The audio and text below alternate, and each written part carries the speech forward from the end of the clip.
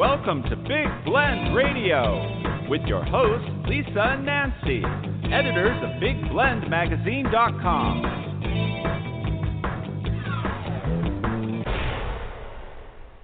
Welcome to Big Blend Radio's Writers Wednesday show with Books Forward PR. Today's show features Author-Christine-Isley-Farmer, and she's joining us to chat about her brand new book, Finding-My-Yip, Boomer's Tales, Book 1. It is a children's book, and it is out now through Wandering Woods Press.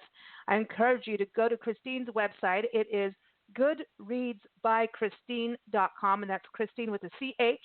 So goodreadsbychristine.com. You can get the book on Amazon, Barnes & Noble, all those places. And also, don't forget to ask your independent bookstore to carry it, whether they carry it online or in store. But we want to welcome Christine, who's out in chilly Murfreesboro, Tennessee. How are you, Christine? I'm thawing out slowly. Thanks for asking. Oh, boy. You're thawing out slowly. Oh, there you go. Thawing out. I thought you said falling out. I was like, no, you can't fall down. That's not our Champagne Sunday show. No, that's where we all fall down. Thawing out. I know. I'm hoping spring comes to all of us soon, and, you know, because we all want to get outside and a little bit more than we are. But very excited about your book. So this is actually a series, the first of a series of Boomer's Tales, right? Yes, it is. There are 6 books planned for the series. I have 5 drafts already written. Oh, so wow. I've just got the sixth one to come up with an idea, and that will probably be the end of the series. Oh, well, what a good idea, though.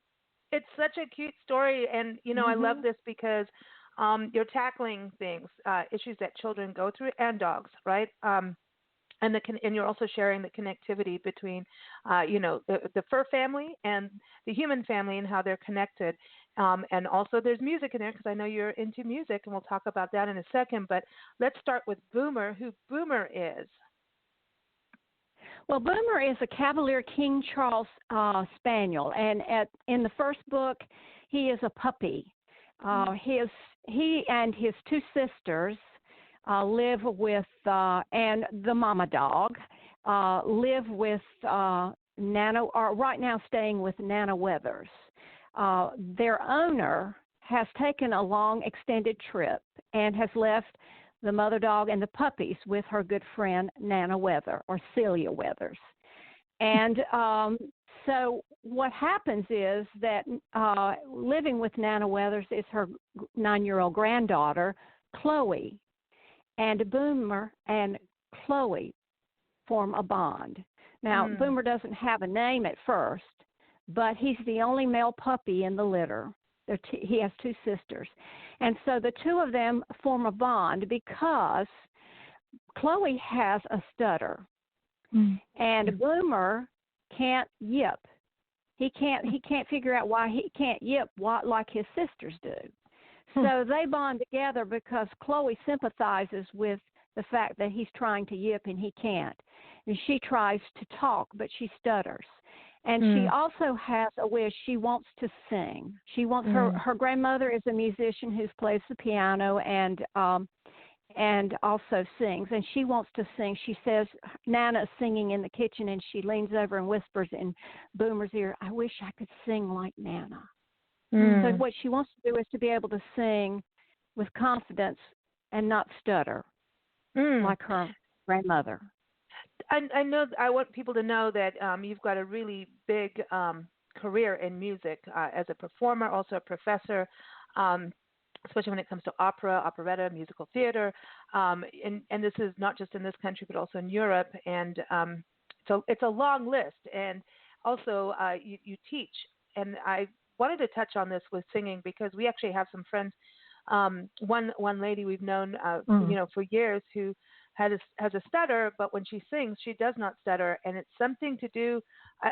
I don't know if it's the focus or the breathing, but singing really helps her, even in speech. Go ahead. Exactly. When you're speaking, a lot of times, and I have a little bit of a stammer myself and a little bit of a stutter, because what happens is your brain is moving faster than your articulators. So, but when you're singing, that activates a portion of the brain that you don't normally use with speaking, especially if it's music. So there are a lot of singers who have stutters, but they don't stutter when they sing. Like Mel Tillis, the country singer. Carly Simon is another one who has a stutter or has a stutter. But it is possible to sing, to have a stutter when you talk, but to sing without one. That's amazing. Yeah, I like that. It's, and it's something important for kids to know going through this at a young age, because whether, with COVID, whether they're doing Zoom, connecting, or maybe they are safely playing with even their siblings or neighborhood, there is that fear of being picked on, So I think for getting that strength and basically you're finding your voice, right, is important. Exactly. And for having a children's book to help you, and a dog, because really that's cool. Yeah, having a dog or any animal as part of your life as a child, they are almost more of a best friend because you can tell them anything. Well, and that's what happens in this relationship. She tells her dog, Boomer, what she's afraid of and why she's sad. Now, of course, her grandmother would know this too. But in my story, Chloe reveals to Boomer that she has come to live with Nana Weathers because she lost her parents in a car accident. So on top of a stutter that she probably had a little bit of before, now the trauma of losing her parents and having to move to a new community, go to a new school, that increases her stutter. It's like a traumatic event makes the stutter even worse. Okay. That makes sense. So she has to learn to have confidence in herself and believe in herself. And the relationship with her dog really helps that because they go through dog obedience school together. She works with Boomer in dog obedience school. They also have to confront bullies. There's a bully in the dog obedience class, which is a Chihuahua. And then the smallest dog in the class is the bully. The little ankle snapper. Yeah. And then she and her best friend boyfriend is a math nerd. He's also athletic, but he's a math nerd. And so she's teased because of her stutter, and he's teased because he's a math nerd. Oh, gosh. So they bond that way because they have a commonality of being teased at school. I love this. And a Cavalier King Charles Spaniels, they are beautiful. Nancy, how many pet portraits have you done in your life of the King Charles Spaniels? I've done so many pet portraits, but King Charles Spaniels, every time I see one, I have to go and get a closer look because I don't see them that often here.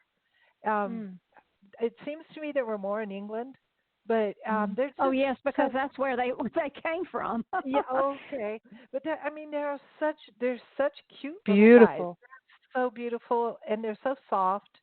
And I think I've done probably about 16 portraits of Cavaliers, but that's hard for me to remember back because it's so long ago. But they're just so mellow as little dogs, because sometimes the smaller the dog, the more yappy they get, a little bit more nervous and hyper sometimes.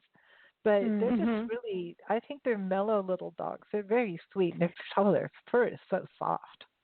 Right, and so and my Cavalier that is the Cavalier in the story, Boomer. My Cavalier is a Blenheim. He's the brown and white or tan and white, or they call it chestnut and white too. But he has big brown eyes, and they're very lively, but they have they're very gentle too. They're a good dog for children as long as the child is, schooled by the parents to how to treat a dog. And it's interesting you bring the obedience training is important because I think, and Chloe being part of that in the book, because that's something right now so many people, we've done so many shows about this, so many people have adopted dogs during COVID. And I'm wondering, like even as pet sitters, as we travel, when we settle in with a pet, I mean, we pretty much are there 24/7 because people are there usually now with their dog 24/7. The world's going to change, so that's going to be interesting. But people are bringing home pets for the first time, and it's important for them to understand how to have that relationship. And sometimes the obedience part isn't that actually key because it actually protects everybody, including the dog. Yes, it does. Exactly. I mean, and your dog, I know when we first got our dog, he, anytime the doorbell rang, he barked. And that's normal. But he would want to race to the door and bark. And I had to train him so that when the doorbell rang, I went to the door. I turned around and said, I had to teach him to stay, sit and stay. Yeah. And then let me open the door so he didn't rush towards the people who were, or the people who were at the door and scare them, a barking dog running at me. Yeah. Might bite. So, I think training a dog is really important. I think it's part of being a pet, responsibility of a pet owner, to either take your dog to obedience classes or, get a manual and learn how to use hand signals. You can use hand signals and use the verbal signals to train them. I'm glad you said that. I think everybody's much happier when the dog is trained. It just, and I think even the dog gets happier. Even, I'm going to say they're like children, but so don't email me that I don't know the difference between humans and animals, because I do. But your children are happier when they know what you expect. And, exactly. And so I think when I say train your children, I'm not telling them to act like circus dogs or something. I'm saying that when a child or a pet knows what you expect, they are pretty willing and want to do that. That gives you them confidence. Yeah. Yes, and I agree. And then you have to be consistent with the dog. Right. Because you think dogs come from wolves. And always in a pack, there's an alpha. Right. So I had to learn to be the alpha dog. And that meant that we always eat first. My husband and I eat first. The dog eats after us because that's the way it is in the pack. The leader of the pack eats, and then the others eat afterwards. That's so small interesting. things like that. Just small things like that. So our dog sits patiently and waits until we have finished eating. And he knows that I guess I am, because I'm the one that's around Dylan more than anybody, than my husband. But he knows that that's the way it is in our household. So he's not, whining and complaining that he's not being fed. He knows what to expect. And we're consistent with that. And even if I'm in a hurry and I have to get out the door, and I know that I'm going to have to feed him because I'm leaving the house, I will put something in my mouth, like a carrot stick or whatever, and I'll chew on that before I feed him. Oh. He knows I eat first. That's clever. I like that. Huh.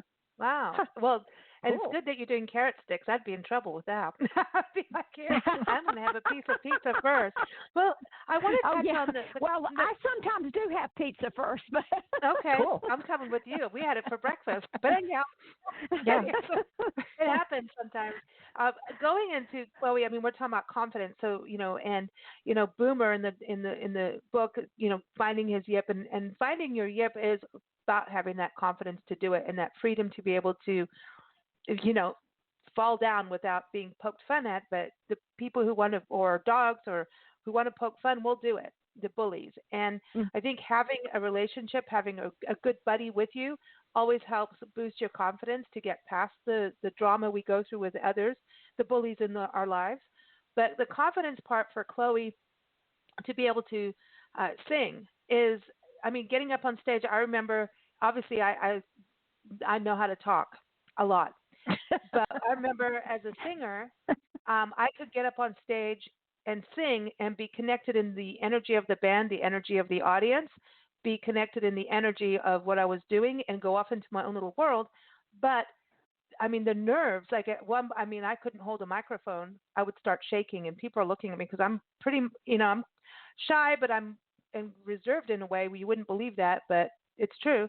But I will also sit and talk and connect, but to do it to especially a big audience or even the smaller the audience, that's even more nerve wracking. I get to shake. Mm-hmm. I had to like learn. And no, you don't do it by a glass of wine. I learned about that too.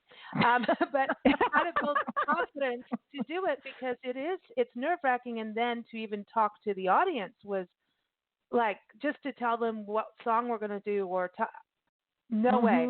I was out. That was the hardest thing. Just let me sing and that's it. But I couldn't hold the mic. It took a long time of just getting over it. But that confidence level for kids, if they can do music at a young age, and I think you can do anything you want at any age and start at any age, but the younger, the better, because I think music really being able to perform or write or whatever you're doing, I think music, dance, performance, acting, the arts gives you a voice that maybe you need to have, but it also gives you that confidence and an escape too, if you need it. Yeah. Yes. Well, in this book, Chloe also writes poetry, and the book opens with her. They're reading a book together about Cavalier King Charles Spaniels, but she also has a poetry book that she writes in. And at the talent show, the piece that they perform is a poem that she has written, and Nana Weathers has written has written the music, but it's Chloe's poem that's set to music. So she ends up singing her own words in the book. But it's not sure whether she's going to be able to do it or not because she's nervous about, as anybody would be, nervous about, is it going to work? Am I going to be able to sing? And so a device that's in the book is that Nana Weathers has a magical ring. And what she uses this ring for is to help people, children, people, and animals. And so what happens in the book when Boomer eventually is able to at least yip, she suggests that he take singing lessons with her, and she uses her magical ring to help him sing, and that helps Chloe. Now, we know in real life that a dog doesn't really sing on pitch, but this is a device in the book. And children love magic. This is for 6 to 8 year olds so they love magic, anything that's magical. Yeah. So that's a device that I've used in this book to bring about even more bonding between Chloe and Boomer, is because she sees that Boomer has overcome his problem with yipping and now is starting to sing, and so maybe she can overcome her problem as well and gain self-confidence. The relationship between children and their pets, or pet owners and their pets, is, how that saying about I'd like to be a fly on the wall. I bet pets have heard some most interesting stories told to them by their caretakers or owners. If they could speak English, we'd all be in trouble, I bet. Yeah. Well, we probably would not want them to be able to go out and tell some of the stories they've heard but, in our household. Yeah, when they howl, or they go to, they go dog walking in the park or something, and they greet other dogs. I think they're gossiping. I do. Well, I'm going to tell you, when I was growing up, my parents had a black Labrador Retriever, and I used to practice in the house. And as soon as I would get above a certain pitch level, Moses was the dog's name, would come in and go, woo, woo, woo. Yeah, see? Howlers. I love that. We were taking care of 2 collies up in Madison, Wisconsin, and little Gus Bucket. We call Gus Bucket this little poodle, crazy little Gus. But so the collies would lean. You're talking about pack animals and wolves. They would come in and do this lean and keep in this dog circle, and even the little poodle will get in there. But Yeah. we could get them to how, because I don't know what it is, but we are weird, but we do really good at pet sitting because we love the animals, And the and garden. they all end up with their own songs. Yeah. It's not all the same, but the collies, they had the Who Let the Dogs Out, and Yeah. Who let the but we dogs would, out? and if we did it in different pitches, you could look at their eye, and there was that, are you going to do the crazy sound? And we're like, okay, let's do the crazy sound, and we could get them to howl. And if anything was going like a sirens or whatever, and dogs start to howl, we'd go in there and join them, and they would sit and accept us in the circle, the Yeah. pack of howling with them, and they'd sometimes give us a look like, no, you didn't do it quite right, and because I don't know anyway. Yeah, Sorry, howling you're with flat. dogs. It's you're part of that connection. Like Luna, the dog we're taking care of now. She comes in and does the big lean on you, and she Yeah. definitely has a voice, man. She's She got wants the to pack tell lean. everybody in the neighborhood that she's there. But I think going back Mhm. to kids and dogs, and their So pets. good. Sometimes kids are going through something, harsh. I mean, Nancy, your childhood was a little bit on the rough side, and Yeah. your dogs saved you. Oh, they meant Dad and Nana. everything. Yeah, Yeah. they meant everything. I went outside all the time, and the dogs would lick the tears, and they'd lie in my lap, and I'd talk to them, and I'm like, are you really understanding? Because they actually were easier to talk to than people, because you felt that they were actually listening, Mhm. and that's why I think Mhm. it's important for children to have pets, as long as everybody's treating the animals the way they should and deserve to be treated, with love and respect. And I don't know, it was rough enough with the pets. Without the pets, I think I would have run away. Not that I didn't try a few times, but I think I Well, I really would felt have. the same way too. Yeah. I came Yeah. out of a home where it was not ideal. A Mm. lot of Mhm. children come out of less Yes. than ideal homes. Yeah. And I had cats and dogs, and but I loved both cats and dogs, but I think that I gravitated more to my dogs because I felt there was more of a sense of responding to me. Cats are pretty independent, and I felt like with my dogs, they really, you can take your dog to walk, you can take your dog can follow you on a bike ride or whatever. Cats normally don't do that kind of things, but I mean, I had both, and I loved both growing up as a child. Yeah, the cats are. I love cats too, but they, okay, I'll let you pet me. Okay, Yeah, and you if can you're stop lucky. now. Yeah, it depends, and I'll let you know. Like in the middle of the night, I'll come lick your face. Oh, Yeah. thank you. Yeah. It's it's different. But Or do the also, Olympic races across do the Olympic race, because when I lived in New York City, I had a cat, and I had a loft bed in my apartment, and I slept in that loft, and that cat would start the races across the wooden platform there at 5 a.m. and would not cease until I got up and fed her. Yep, exactly. That's it. That's They're it. like, They have they're nocturnal, and they're like, it's time to play, and then they'll sleep all day. You're like, hey, no, sorry, we're just gonna wait until you fall asleep to start playing. That's cats are interesting. No, see, the cats think that you're their pet, and or servant, more like servant, and dogs are like, man, I love you. It's that's the difference. Well, the other thing too, this is, there's something about children's books, and right now, people, like I was saying, bringing, more pets into the home, hopefully rescues or going into your local shelter, and here they bring the dogs and cats home, whatever it may be. So that's a new, it could be the second or third dog. It's somebody new in the home, so a relationship has to be built, and also this kind of book to me is a way to introduce kids to pets, but also have something for the parents. It's a tool.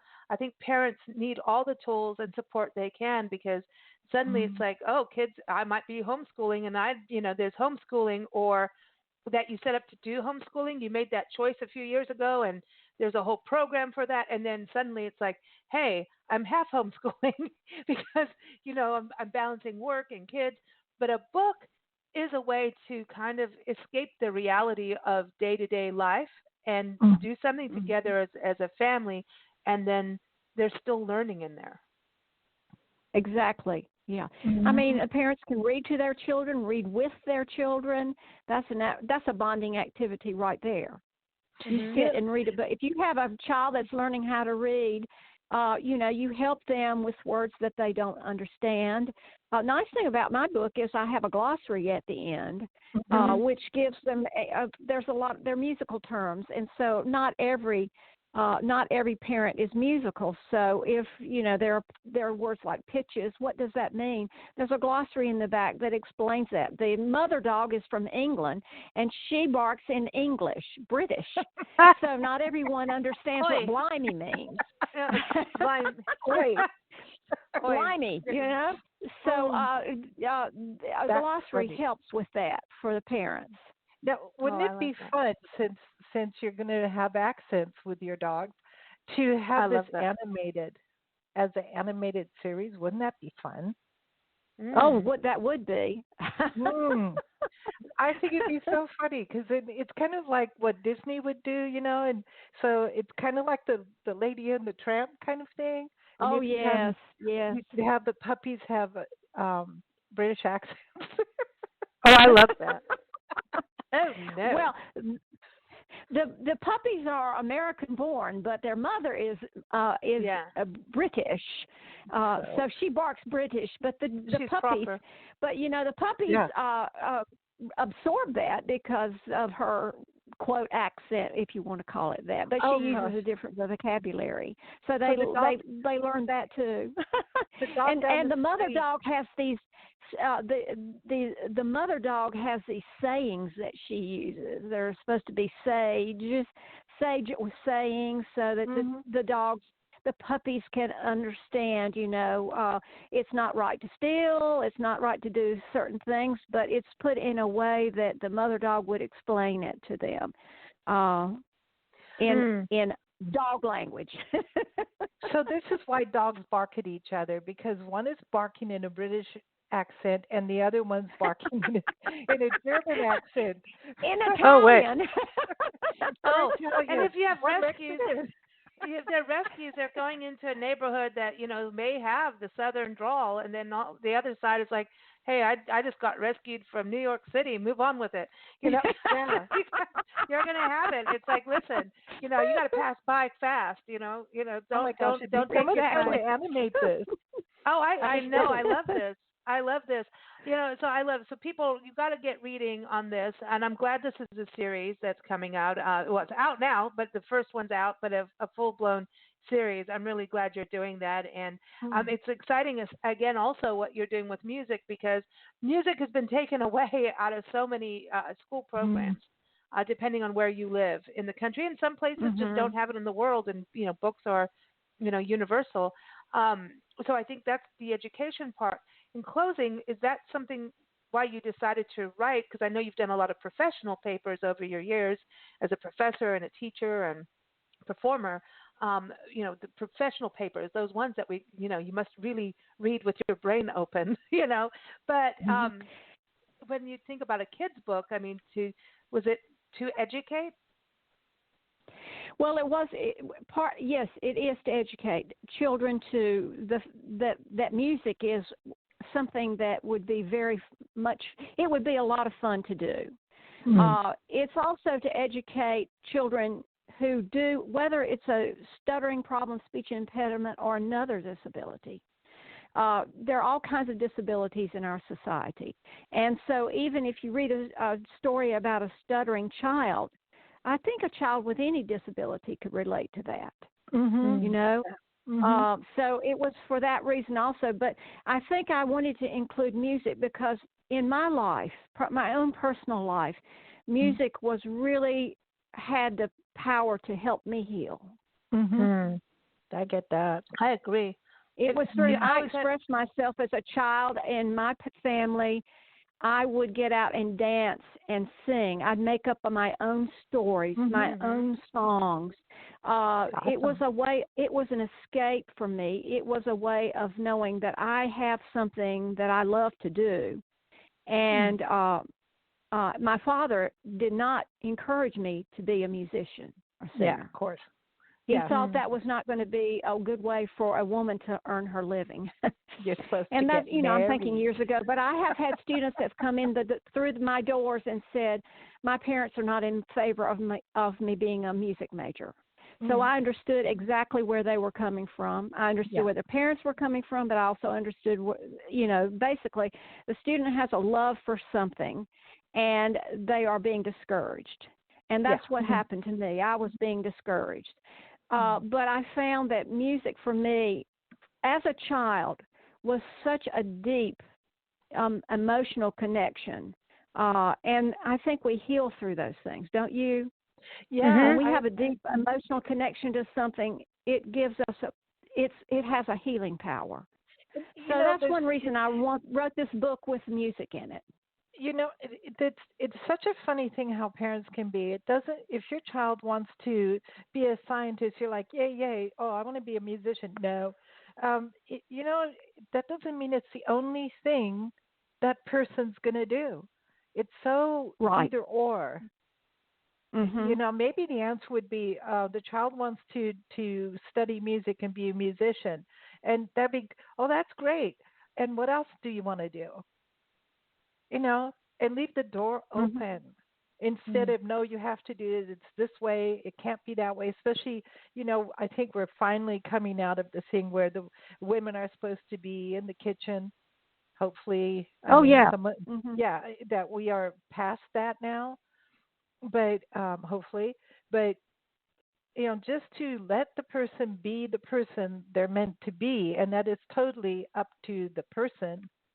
Not the parents. We're supposed to guide, not direct. We're supposed to guide. But I think a lot of parents, when they look at the arts, they are afraid. If they have a child or even going into their teenage years, who say, well, I want to be an artist.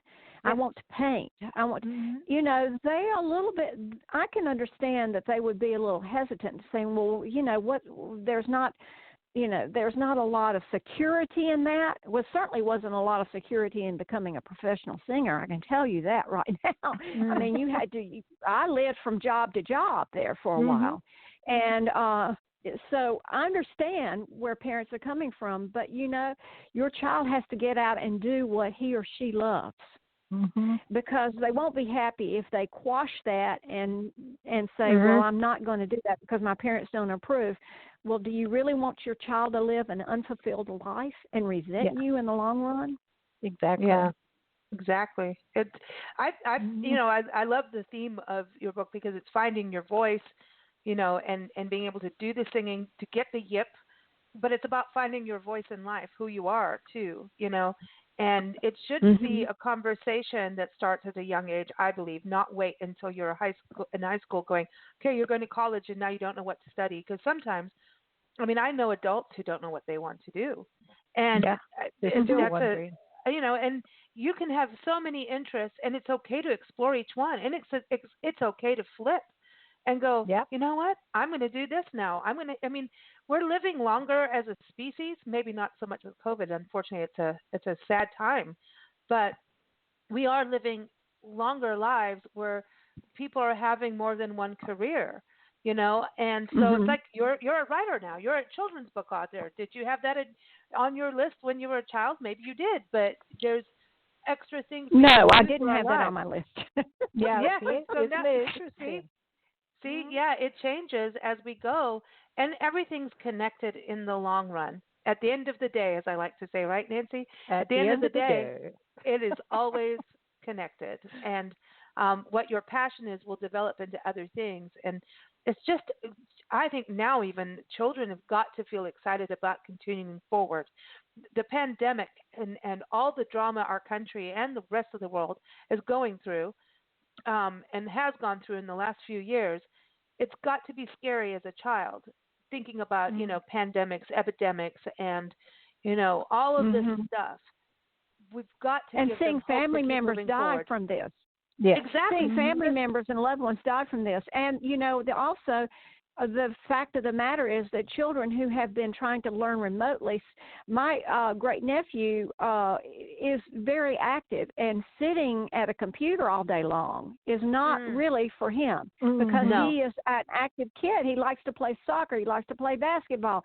Yeah. I mean, he's so sitting at a computer remotely, or even the lack of access to Wi-Fi so that you can learn remotely. So our children in our educational system have lost time. Yeah, I think they've lost a year, a lot of them. In their learning process. We've done a lot of shows on education, especially with Bobby DePorter of Supercamp. They're the world's leader in summer academic achievement programs where kids learn how to study and how to build confidence, especially through what's their nonprofit program is called the 8 Keys of Excellence, where they learn failure leads to success. They learn about integrity, making a commitment, taking ownership for your actions, things like that. It's a really cool program. And we've been doing these, Bobby's been on our show since we started over, 14 years ago.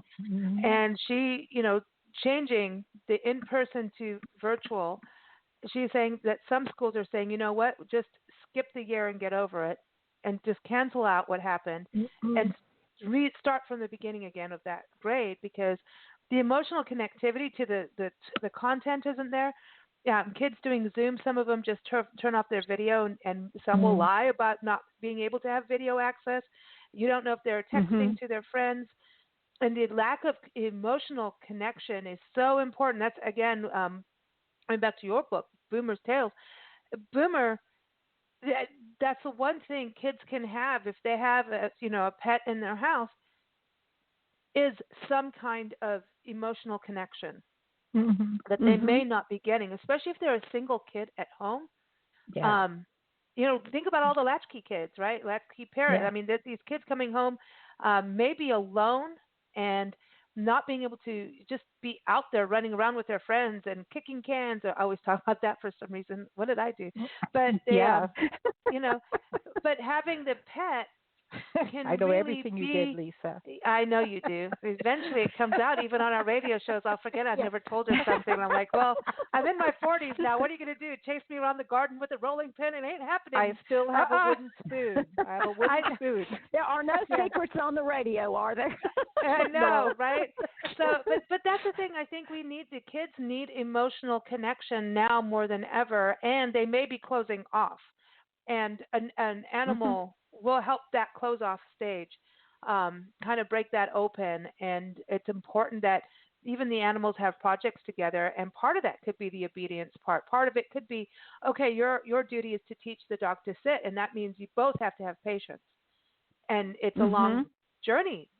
Teaching pets, obedience. I'm sorry, but I don't like the obedient because they're wild animals still to me. But I know what you mean, and we have to use that word. But there's that connectivity, that dedication to each other to learn how to. It's about learning how to live with structure together, and you have to learn to live together. You do have to have some kind of structure and routine.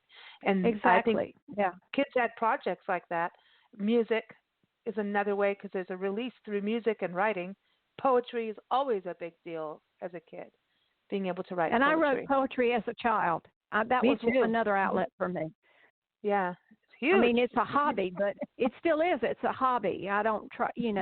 I'm not trying to publish a poetry book, but I write the poetry because it's just. I get inspired. I'm out. We were talking earlier about walking in nature. I'll be inspired by something I see in nature, and I'll come back and write a poem about it. So, I mean, I think we find inspiration. We can find inspiration. Children can find inspiration anywhere, really. The mind, they are so imaginative. I just think about how imaginative children are, because they haven't learned some of the things that what I still to thinking that a lot of us have as adults. Their minds are open, and so let them explore as children. Let them explore and grow. It's really true, because when you're told that you can't do something as a child, you like, oh, why not? And there's that stage of why, Why not? Why not? And then the parents don't usually answer why or why not. The answer and is then the always, children act out, and the children act out and do it anyway. Yeah, because the answer is always because I said so. And I'm sorry, that's just not good enough. It's not good enough of an answer. Oh, man. You got to come up with a better one than because I said so. Yeah, right. Yeah, I said so. No, because you could do that as a book. You could write the I said so files. What was really behind that? That could be your 6 books because I said so. Yeah, that's it. Well, speaking of my second book, has already been edited. It's a mystery. It's called A Hard Nut to Crack. And I have a network of squirrels in that one. For all animal lovers, there's a network of squirrels in that one. The same cast of characters in the first book, but then I add in a network worlds. And I wrote a mystery because I grew up reading mysteries. I don't know about you two, but I read mysteries when I was growing up. I loved them. I got lost in a mystery. Oh, absolutely. The Hardy Boys rock. I still have my Nancy Drew books. I'm waiting for my great niece to get old enough I can pass them down to her. Oh, man. Nancy Drew. I did like the Hardy Boys more for some reason. Yeah, but me too. I'm into girls being able to be part of it, too. Listen, in closing here, you know what? I think you need to do a board game. I'm just saying, or a card game. Oh, that's a great idea. You need a kids game to come out of this. That one that is actual so cool. Tactile, not always on the phone or the computer or something. A tactile one. That's true. Well, I have to get somebody like Hasbro to pick it up, right? But you can't use a fire hydrant. You can't have it like Monopoly. The fire hydrant. Fire hydrant. Well, that would be appropriate with a dog around, wouldn't it? I know. Listen, and you can't have the little Scotty, right? That's in Monopoly. You have to have the Cavalier. So that's exactly right. Cool. Yes, that's cool. You could choose your dog breed and have little doggies going around the same fire hydrant. That's interesting. The conversations at the fire hydrant. Listen, it's more like sniff and spray. Conversation just done a different way. I could say I have a leg up on this conversation. Yes, you do. Oh my gosh! If it's dogs, that's what they would say. I have a leg up on this conversation. Exactly. Get out of the kennel free. Oh, okay, ladies. Get out of the kennel free. I know where we're going with this. I'm snipping it right now. All right. Okay. But thank you so much for joining us, Christine. It has been a true delight having you on the show, and we wish you all the best with your series of books. And everyone, it's Boomer's Tales is the series. The first one is Finding-My-Yip. That's the first book, and it's out now. And you can go to goodreadsbychristine.com, and that's Christine with a CH. And also, when you're looking her up, look up Christine-Isley-Farmer and find her there. We always love to close with music. So we're going to play and they can order it right from the website. They can order it from the website. Yeah. Cool. Oh, good. Excellent. Get it going. It's on Amazon as well. So they can order it directly from Amazon, or they can Barnes & Noble, Bookshop, Indie Books. It's all on my website. They can order it from there. That's cool. And you also have a place where people can download a little snippet of it to take a look at the book, too, so you can get an idea of what you're getting. By the way, the illustrations are awesome. I wanted to make sure we commented on that.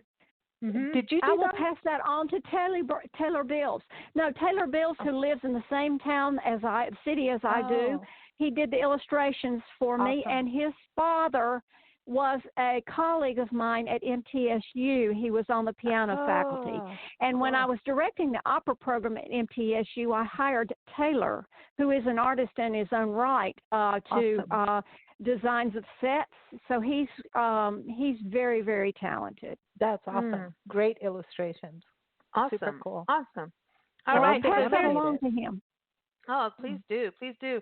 Well, our song for you today, because we love to connect music with our various guests, and this is called I Am Here. This is really, you created them, but this is dedicated to Boomer and Chloe, because a friendship is about being there for your friends, thick and thin.